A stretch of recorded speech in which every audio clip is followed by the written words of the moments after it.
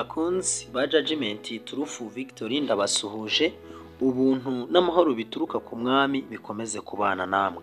Njyewe amazina nitwa Urinzwe n'Imana Faustin, ubagezaho ijambo ry'Imana umunsi ku wundi uko nshobojwe, Imana ikamfasha ngiraho icyigisho.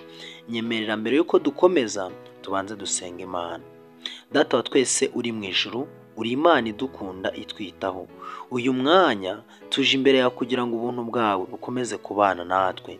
Turakwinginze kugira ngo uyobore intekerezo zacu, uyobore ijambo ryose turi buvuge, kugira ngo abana bawe banteze amatwi babashe kugira icyo bumva, kandi ukomeze kutubera byose nk'uko bisanzwe, maze ubwo ugiye kuza tuzabane mu bwami bwawe. Byose mbisabye nizeye mu izina rya Yesu, amen. Bakunzi ba Judgment Turufu Victory, nejejwe nuko ndi kumwe namwe, kandi nejejwe nuko wahisemo kujya ukurikirana iri jambo ry'Imana. Muvandimwe, ndagira ngo nkusabe kugira ngo iki cyigisho cyo ucyitondere, kubera yuko turifashisha Bibiliya, twifashishe n'igitabo cyanditswe n'umudogiteri bita Alberto Rivera, Dr. Alberto Rivera. Iki gitabo turacyifashisha. Uyu munsi rero nifuje yuko turi bwigane icyigisho kivuga ngo Nimurodi, igisobanuro cyabyo isibaniro ry'amadini. Nimurodi, isibaniro ry'amadini. Muvandimwe, ndagira ngo rwose tujyane. Uyu Nimurodi twabonye yuko ari umwuzukuru wa Hamu, kubera yuko twabonye ko yabyawe na Kushi nk'uko twabibonye mu gice cya 10. Rero tugiye gukomeza itangira igice cya 10 umurongo wa 8 muri Bibiliya yera batubwira ko kandi Kushi yabyaye Nimurodi atangira kuba umunyamaboko mu isi. Umurongo wa 9, yari umuhigi w'umunyamaboko imbere y'Uwiteka, nicyo gituma bavuga ati nka Nimurodi, wa muhigi w'umunyamaboko imbere y'Uwiteka. Itangira igice cya 10 umurongo wa 10, igihugu yimyemo ubwa mbere ni Babeli na Ereki na Akadi ni Karune mu gihugu cy'Ishinari. Itangira igice cya 10 umurongo wa 11, ava muri icyo gihugu ajya muri Ashuri, yubaka Ininive ni Nirebo, Tiru ni Kara. Umurongo wa 12, itangira igice cya 10 umurongo wa 12, ni Reseni iri hagati y'Ininive ni Kara. Aho niho wa mudugudu ukomeye. Muvandimwe, ahangaha tugiye kureba amateka ya Nimurodi, kubera ko bari kutubwira ngo yari umuhigi, yari umuntu ukomeye imbere y'Uwiteka. Uyu Nimurodi rero nidukomeza, mwabonye yuko twabonye yuko yari ahantu yari yubatse hari i Babeli ndetse n'Ishinari. Nimwe ndagira ngo duhite tujya mu gice cya 11 mu itangiriro. Imana inyuranye indimi z'abantu. Isi yose yari ifite ururimi rumwe n'amagambo amwe. Isi yose yari ifite ururimi rumwe n'amagambo amwe. Nk'uko twaba tuvuga ikinyarwanda gutya, ni ukuvuga ngo amagambo ari amwe n'ururimi rumwe ku bantu bose batuye isi.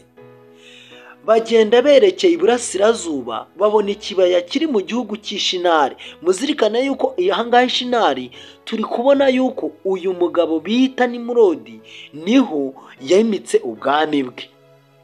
Ishinari barahatura, barabwirana bati mureke tubumbe amatafari tuyotse cyane, kandi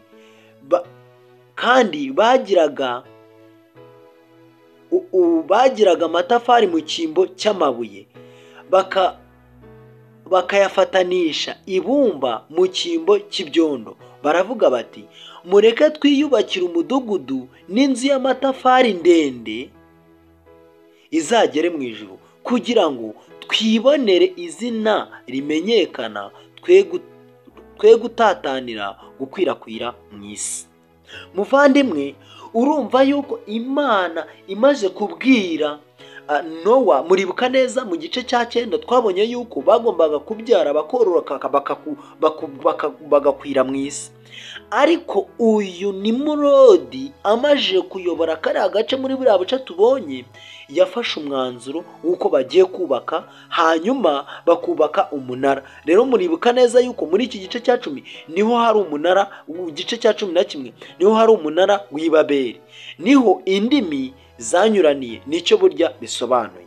Rero nimo ndagira ngo dutunge amatoroshi, turebe hirya, turebe kure, turebe amateka ya Nimurodi.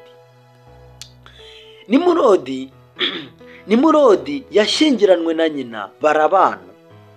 Nyuma y'urupfu rwa Nimurodi, ubwo nyina yitwaga Semiramisi, yavugaga ko yahindutse ikigirwamana cy'izuba, aribyo twita Bali.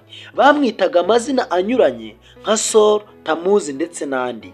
Iyo migirire yagize Seramisi ikigirwamanakazi gifite amazina anyuranye nka Isis, Venus n'umwamikazi w'ijuru. Kimwe no mu mikorere y'amadini muri iki gihe, ibyo byose byari bifitanye isano na politike y'isi. Nyemerera nongere nkwibutse umutwe w'amagambo uvuga ngo Nimurodi, reka nsubire inyuma mbanze nongere nkwibutse. Nimurodi, isibaniro ry'amadini.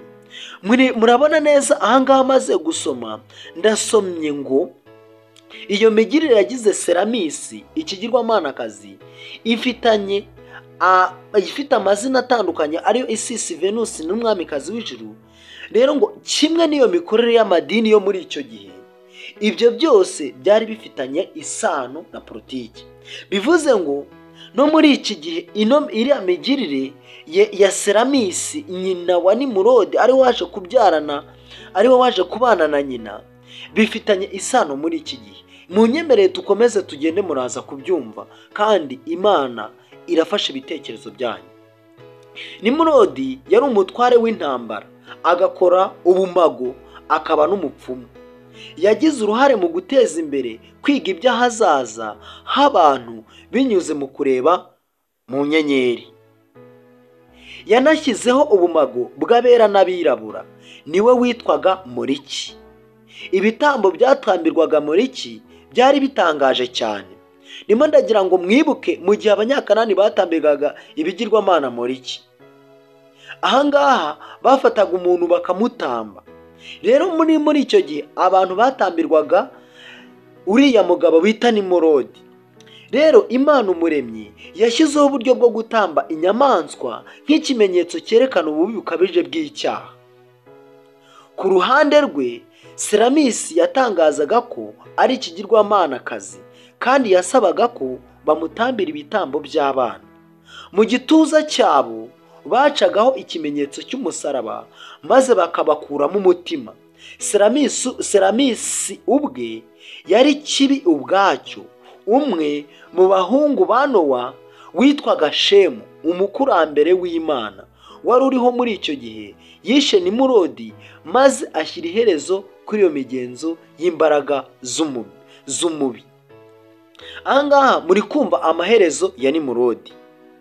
Hanyuma ano magambo ndi gusoma mpereye kuri aya ngaya ngo Nimurodi yashyingiranwe na nyina barabana, nayakuye mu gitabo cyanditswe n'uriya Dr. Alberto Rivera. Uyu yari umujezuwite, yagaragaje amabanga y'uburyo abajezuwite bakoraga. Hanyuma nayakuye muri icyo gitabo cyanditswe nawe, cyitwa ibyaha nkoraruguma bya Vatikani cyangwa Les Crimes de Vatican. Icyo gitabo rero niwe wacyanditse, nayakuye kuri page ya 94, ariko wowe uzakomeza usome ugere kuri page y'120. Ariko abantu baririraga Nimurodi, ubwo ni igihe Shemu yari amaje kumwica, ariko abantu baririraga Nimurodi, intwari yabo yari yapfuye. Abadayimoni bahinduye urupfu rwa Nimurodi barukoresha mu nyungu zabo.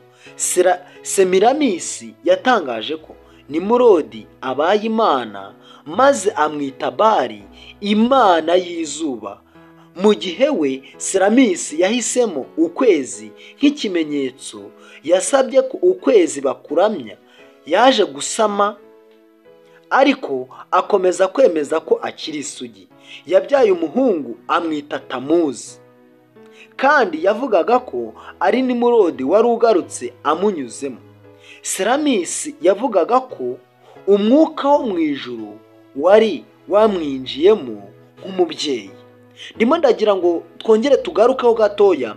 Muribuka nigeze kubagezaho amateka ya Yesu n'ubundi mu butumwa bwiza uko bwanditswe na Matayo, uburyo Yesu yavutse, uburyo Mariya yasamye, ndetse n'uburyo Mwuka Wera yamwinjiyemo.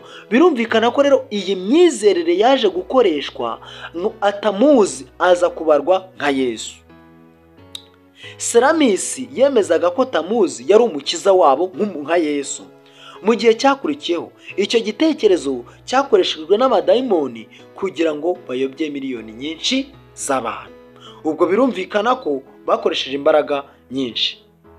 Rero byanditswe muri Bibiliya ko Imana yatoranyije ubwoko bwo kubera umucyo abakiri mu mwijima w'abadayimoni. Ubwo bwoko bwagombaga kwereka abandi imiterere nyakuri y'Imana. Bwabaye ubwoko nyakuri bwa Isirayeli, hanyuma buba ubwoko bw'Abayuda. Babaye abacakara mu gihugu, babaye abacakara muri Egiputa mu gihe cy'imyaka 400.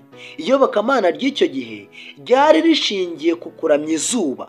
Muribuka neza yuko Seramisi igihe Nimurodi yamaraga gupfa yahise yemeza yuko amwise Bali, imana y'izuba. Hanyuma we aba imana cyangwa yiyitirira ukwezi, bakajya basenga icyo gihe asenga bakajya bamuramya ariko baramya ukwezi. Hanyuma rero muri kiriya gihe Abanyegiputa basengaga Imana cyangwa gusenga kwabo kwari gushingiye ku zuba. Nyuma y'igihe kinini ndetse n'ibigirwamanakazi bya Babuloni babihaye amazina y'Abanyegiputa. Mu nsengero zo muri Egiputa, abatambyi b'ibigirwamana bakoraga icyo bita transubstansiyo. Bemezaga ko bafite imbaraga y'amayobera yo guhindura ikigirwamana cyabo gikomeye Osirisi bakagihinduramo Hostisiya. Wabaga ari umugati muto ufite ishusho y'uruziga kugira ngo bawurye mu mihango y'idini yabo, bityo bakaba bagaburiye ubugingo bwabo. Umugati w'umuhango witwa nanone Hostisiya aribyo bita IHS. Ibyo babivanye mu Banyegiputa, bahinduragamo umugati mo ikigirwamana cyabo cy'izuba, aricyo twita Osirisi. Niyo mpamvu Hostisiya cyangwa icyo twita Eucharistia ifite imiterere y'uruziga nk'iy'izuba. Inyuguti zanditse kuri Hostisiya y'Abagatulika ni zimwe n'izo Abanyegiputa, ariyo IHS. Zikaba zihagarariye ubutatu bw'Abanyegiputa, aribyo twita Isis, Horus na Sol. Akaba ariyo mazina y'ibigirwamana by'Abanyegiputa. Rero Kiliziya y'i Roma yakoresheje izo nyuguti eshatu ku izina rya Yesu mu Kigiriki. Muzarebe neza, muzabona abasenyeri bambara imyenda ariko ikaba ifite ikimenyetso kirimo iriya nyuguti ya I ariyo I mu Kinyarwanda, H ndetse na S, muzabona babyambaye. Rero ziriya nyuguti ni bya bindi twarebye bita transubstansiyo. Rero Abajesuite bahisemo icyo kimenyetso nk'ikirango cyabo. Uyu uri kuduha ubuhamya ni uwari umujesuite bita Dr. Alberto Rivera. Uyu yari umupadiri ukomeye. Rero hari ikindi nifuza kubabwira ku mateka ya Bibiliya ku kintu bakoze.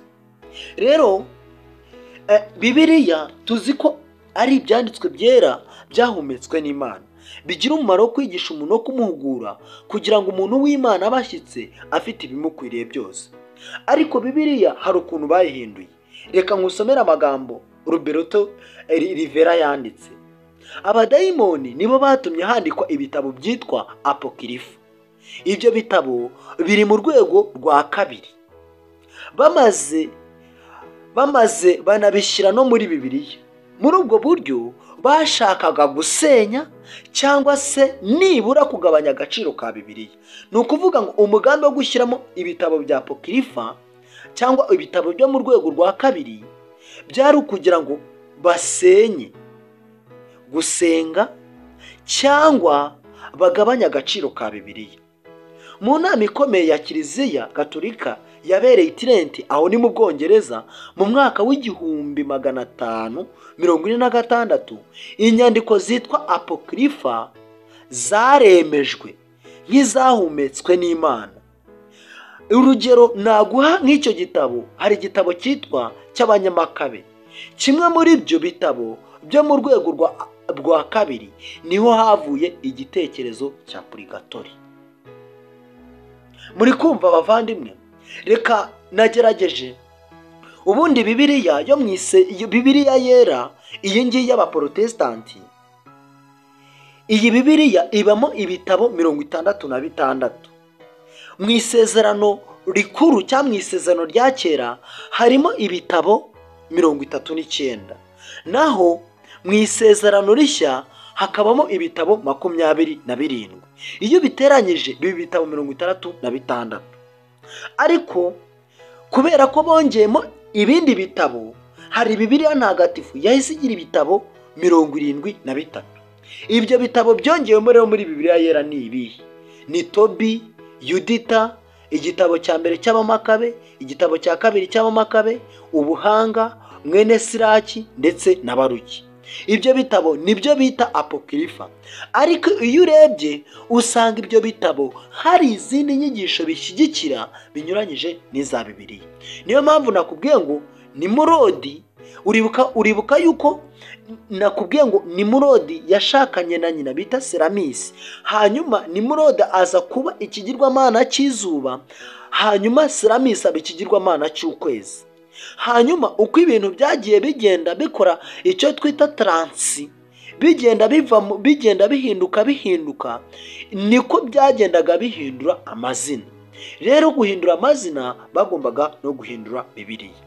None se muvandimwe, ko nkubwiye ibintu byinshi, ko nkubwiye amateka agiye atandukanye, none urahagarara mu ruhe ruhande? Nanifuje kuzavuga kuri uno mugabo bita Nimurodi mu buryo bw'umwihariko. Ariko icyo nasoreza mu gitabo cy'Ibyahishuwe, aho batubwira ngo abantu bazasoza urugendo, abantu Bibiliya ivuga, ntabwo ndibubwire ngo ujya ahangaha, ahubwo wowe uzareba abahamanya n'icyo ijambo ry'Imana rivuga. Ibyahishuwe igice cya 14 ku murongo wa 17, marayika wundi ava muri rwa rusengero rwo mu ijuru, nawe afite umuhoro utyaye. Hakurikiraho undi uvuye mu muriro, nawe niwe mutware w'umuriro.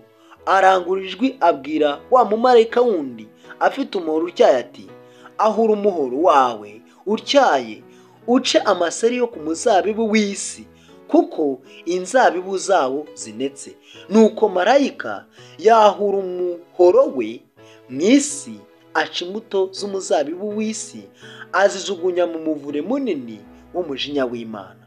Uwo muvure wawengeshejwemo ibirenge inyuma ya wa mudugudu, uvamo amaraso agera ku mikono ku majosi y'amafarashi ageze sitadiyo 1,600. Iki gihe ni igihe cy'isarura ry'isi. Rero muvandimwe, hari icyo nifuza kukubwira, nuko abantu bafite amategeko y'Imana no guhamya kwa Yesu, abo bantu nibo bagomba guhagara muri iki gihe gisoza amateka y'isi. Rero nimba ubazi, nimba ubabona, amategeko y'Imana urayazi, ari mu Kuva igice cya 20. Niba utayazi ugenda uyige. Ndagusaba nkwinginga kugira ngo Imana ibashe kubana nawe. isomo nsorezaho uri mu Byahishuwe igice cya 12 umurongo wa 17. Ikiyoka kirakarira wa mugore, kiragenda ngo kirwanye abo mu rubyaro rwe basigaye bitondera amategeko y'Imana kandi bafite guhamya kwa Yesu. Iki kiyoka ku murongo wa 9 batubwira yuko ariyo nzoka ya kera yitwa umwanzi na Satani. Uwo ni Satani wamanukiye isi afite umujinya mwinshi. Rero muvandimwe, mubwiye amateka menshi ya Nimurodi, twarebye tureba igitabo Alvera yanditse ndetse tunareba muri Bibiliya. Rero Uwiteka gushoboze kandi agutera umwete maze ubashe guhagarara mu mwanya w'Imana yifuza. Reka dusenga Imana. Data wa twese uri mu ijuru, turagushimye turaguhimbaje, tugushimye ko ubanye natwe, tugushimiye ko utweretse ijambo ryawe ndetse n'amateka uko agiye atandukanye. Uduhe gusarurwa tujya mu mugabane wawe, maze ubwo ugiye kuza tuzabane mu bwami bwawe. Ukomeze kutubera byose ndetse no kutuyobora mu izina rya Yesu, amen. Rero bakunzi ba Judgment Truth, ndasoje, ariko uwifuza ibi bitabo azandike muri comment, hanyuma nzamuha iki gitabo cyitwa Les Crimes de Vatican, ibyaha nkoraruguma bya Vatikani, kugira ngo nawe arusheho kwisomeramo ibindi n'iby'imibatizo n'uburyo amadini yasenyutse maze yirebere. Uwiteka akomeze kubabera byose. Hanyuma nimba wifuza ko tuzajya dukomezanya, ukore subscribe, none wumva hari icyo byakumariye ubisharing kugira ngo turusheho kujyana. Uwiteka akomeze kukubera byose kandi adutere umwete. Nibyo nagusabira nanjye nisabira mu izina rya Yesu.